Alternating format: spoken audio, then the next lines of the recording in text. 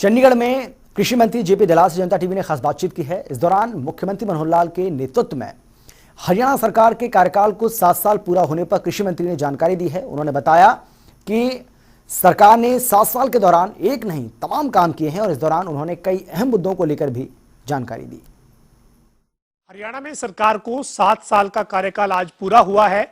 गठबंधन सरकार के कार्यकाल के 2 साल और उससे पहले पूर्ण बहुमत की बीजेपी की सरकार के 5 साल के कार्यकाल के बाद अब आज 7 साल सरकार को हरियाणा में पूरे हुए हैं।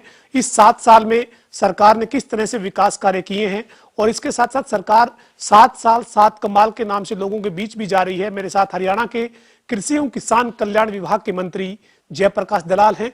दलाल साहब, आप लोग जो है वो 7 साल 7 कमाल के एक स्लोगन के साथ लोगों के बीच भी गए हैं, प्रेस कॉन्फ्रेंस की है, लेकिन हम बात करें किसानों के हित की, किसान कल्याण की, चूंकि आप किसान कल्याण विभाग के मंत्री हैं, किस तरीके की योजनाएं रही है सर इन 7 सालों में और खासकर आपके मंत्री के तौर पर 2 साल में? देखिए, हरियाणा भाजपा की जब से सरकार आई है,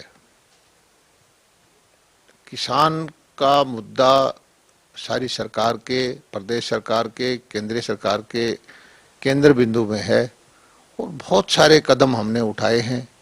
मोदी जी को अच्छी तरह से पता है कि किसान की हालात पिछले 50-60 साल की नीतियों की वजह से ठीक नहीं है और इसको अगर नहीं बदला जाएगा तो किसान पिछड़ता चला जाएगा।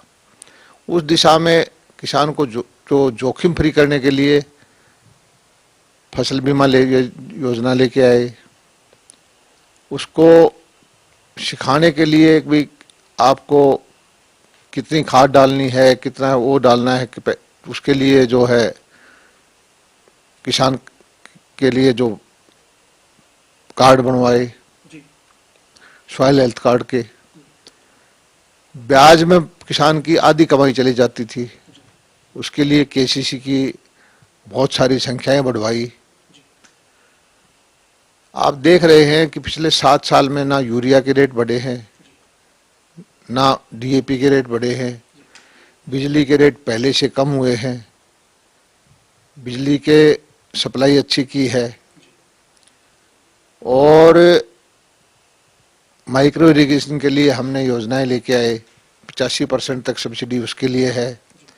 फसल विविधीकरण की अलग अलग योजनाएं लेके आए, सिंचाई के लिए पानी का सही बंटवारा किया, नहरों का बजट अपने टेढ़ा किया, नहरों की रिमॉडलिंग चल रही है, खासकर दक्षिण हरियाणा के लिए जो जमुना का पानी जहाँ जाता है उनकी सारी रिमॉडलिंग चल रही है।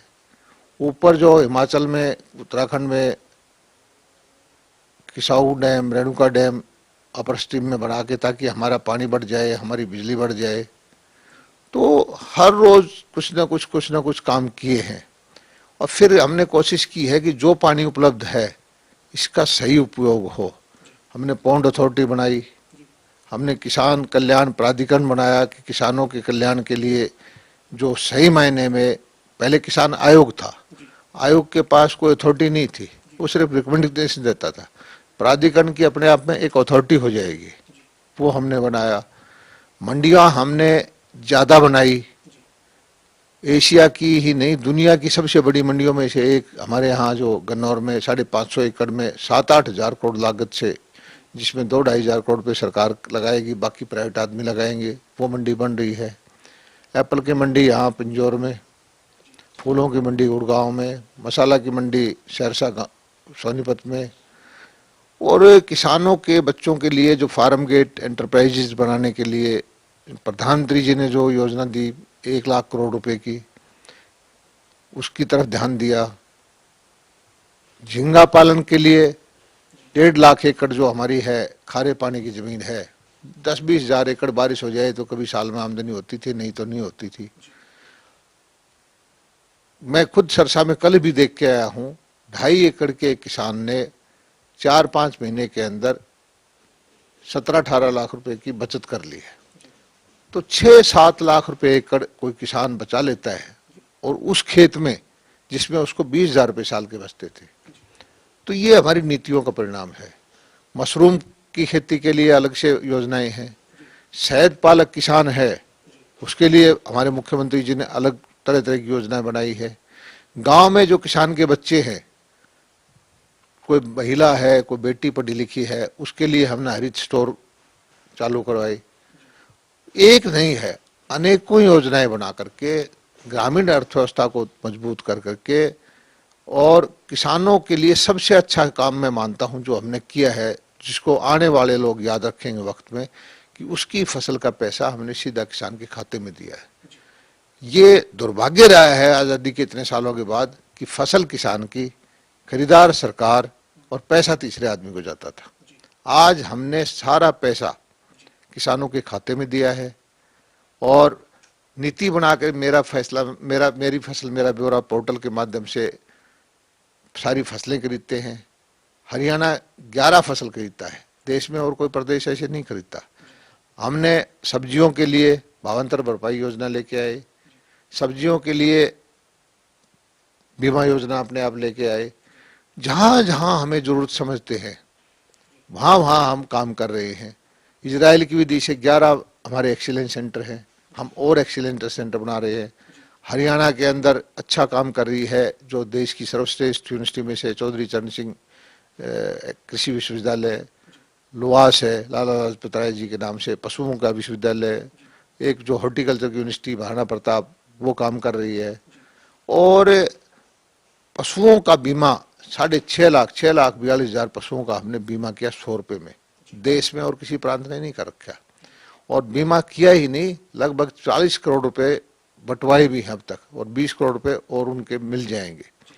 और जो छोटे किसान हैं जिनके पास जमीन नहीं है, उसके लिए पशुधन PKCC पशुधन क्रेडिट कार्ड 1,60,000 रुपए बगैर किसी कोलेटरल सिक्योरिटी के, बगैर कोई जमीन गिरवी रखे, कोई घर गिरवी रखे, किसानों को हमने दिलवाया। लगभग 800 करोड़ रुपए वो बंटवाए हैं।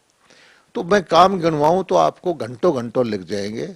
हमारा मकसद ये है, और हम कोई किसानों पे एहसान नहीं कर रहे, किसानों की सरकार है और किसानों का प्रदेश है।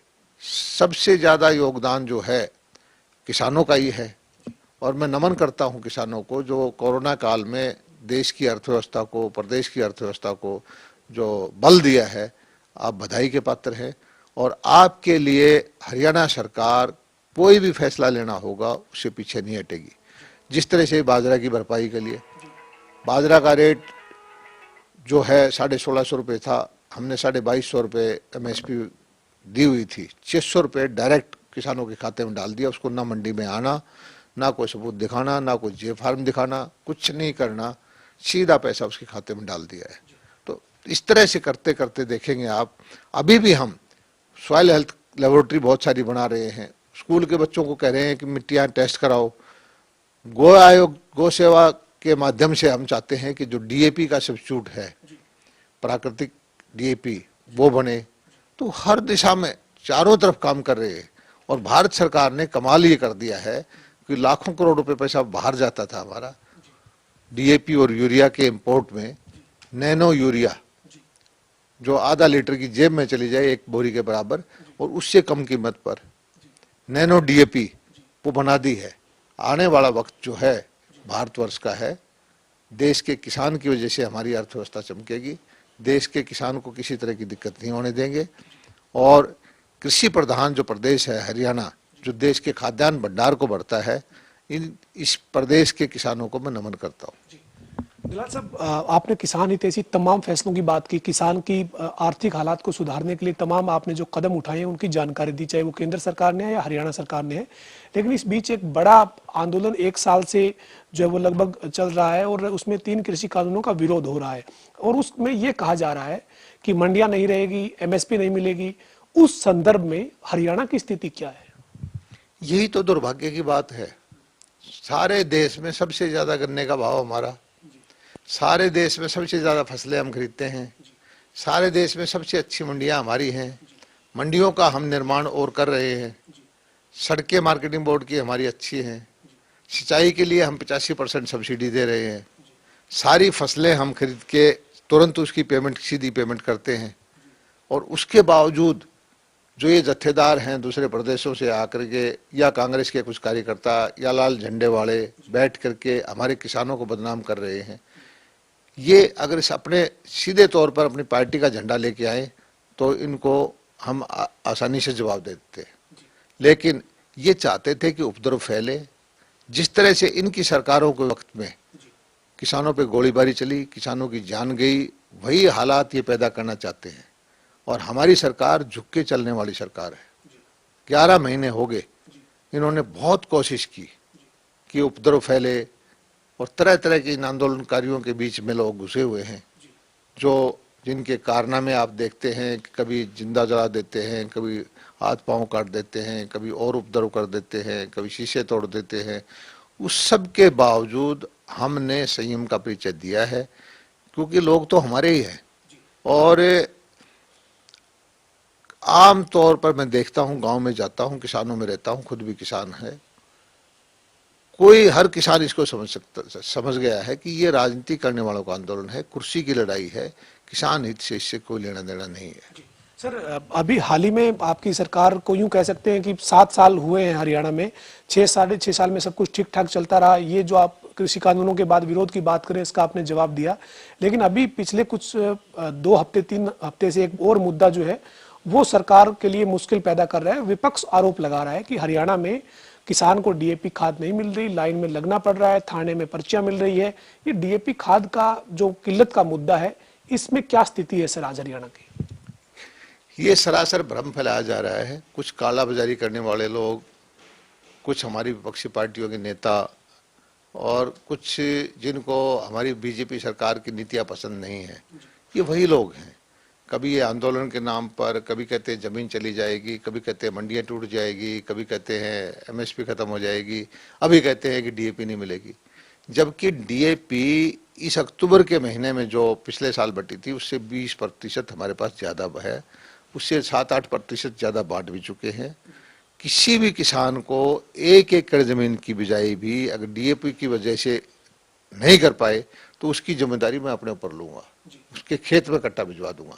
लेकिन इन कालाबाजारी करने वालों की अफवाहों से सावधान रहे। कोई भी कमी हमारे यहाँ प्रदेश में डीएपी की नहीं है, ना रहने देंगे। हर रोज हमारे यहाँ जो रैक आ रहे हैं, ठीक बंटवारा चल रहा है। इतना जरूर किया है कि हम डीएपी को ट्राली भर के नहीं दे रहे, ट्रक भर के नहीं दे रहे। क्यों? क्योंकि प्रदेश आप देखिए, राजस्थान में डीएपी का रेट कालाबाजारी में 1.5 है, पंजाब में डीएपी का रेट कालाबाजारी में 1.5 है। ये लोग कालाबाजारी करने वाले लोग जो है स्मगलिंग करके बाहर बेचना चाहते हैं, जबकि डीएपी का प्रत्येक स्टेट का अपना कोटा होता है। हरियाणा के किसान की डीएपी बाहर नहीं जाने दूंगा मैं। इसलिए किसानों को जरूरत के हिसाब से 3 एकड़, 4 एकड़, 5 एकड़ की डीएपी, क्योंकि 70-80% किसान तो छोटा किसान है, वो उनको दी है, टोकन बटे हैं, एक आध जगह लाइन लग गई, उसको दुष्प्रचार कर दिया कि किसानों को थाने में डीएपी बट रही है, लाइनें लग गई हैं, डीएपी लूट ली गई है। ये वही आदमी हैं जो भ्रम फैला रहे हैं कि धरती चली जाएगी, मंडियां खत्म हो जाएगी, एमएसपी खत्म हो जाएगी, वही आदमी है। हाँ, लेकिन किसान भाइयों से मैं प्रार्थना करता हूं कि हरियाणा में कहीं पर भी डीएपी की उपलब्धता में कमी नहीं रहने देंगे। जी सर, 2 साल से आप हरियाणा सरकार में कृषि मंत्री के तौर पर प्रदेश में कार्यरत हैं, आप काम कर रहे हैं किसानों के लिए। 2 साल का कार्यकाल पूरा हो गया है सर आज। कई कल्याणकारी नीतियां, घोषणाएं, फैसले किसान हित में आपने लिए जाने की बात की है। आगे आपका क्या विजन है? मोटे तौर पर आप संक्षेप में क्या कहना चाहेंगे? किसानों को आप क्या आश्वासन देना चाहेंगे? देखिए पवन जी, ये 2 साल में से लगभग 1 साल तो अब मानिए ही मत। दुनिया में हर काम धंधे में, कोरोना के संकट में दुनिया उलझी हुई थी, काम धंधे पर खराब हो गए थे। हम भी कभी कोरोना की लड़ाई में लड़ते रहे, कभी टिड्डी आ गई, कभी पाला गया, कभी ओलावृष्टि हो गया, इस संकट से गुजरते ही रहे। लेकिन मैं हरियाणा के किसानों को नमन करता हूं कि इस वक्त जो इन्होंने खाद्यान्न भंडार भरे हैं देश के लिए, वो बधाई के पात्र हैं। और आने वाले 3 साल में हम तेज गति से काम करके, किसान हितैषी फैसले लेकर के आपका आशीर्वाद दोबारा प्राप्त करने के लिए इतने काम करेंगे कि अगली बार भी आप हमें आशीर्वाद दे करके और सेवा का मौका दें। यही मेरी किसान भाइयों से प्रार्थना है। जी, बहुत शुक्रिया से बातचीत करने के लिए। हमारे साथ हरियाणा के कृषि एवं किसान कल्याण विभाग के मंत्री जयप्रकाश दलाल थे। दलाल साहब ने कहा है कि पिछले 7 साल में हरियाणा में किसानों के लिए केंद्र सरकार ने, हरियाणा सरकार ने कई फैसले लिए हैं, एक नहीं अनेक नीतियां बनाई है। साथ ही साथ जो कृषि कानूनों पर प्रचार है उसमें विपक्ष लोगों को गुमराह कर रहा है, विपक्ष जो है वो राजनीति कर रहा है। और हरियाणा में डीएपी खाद की कोई कमी नहीं है, कहीं पर किल्लत नहीं है, लेकिन विपक्ष इस मामले में राजनीति कर रहा है। वीडियो जर्नलिस्ट विजेंद्र सिंह के साथ पवन सिंह, जनता टीवी, चंडीगढ़।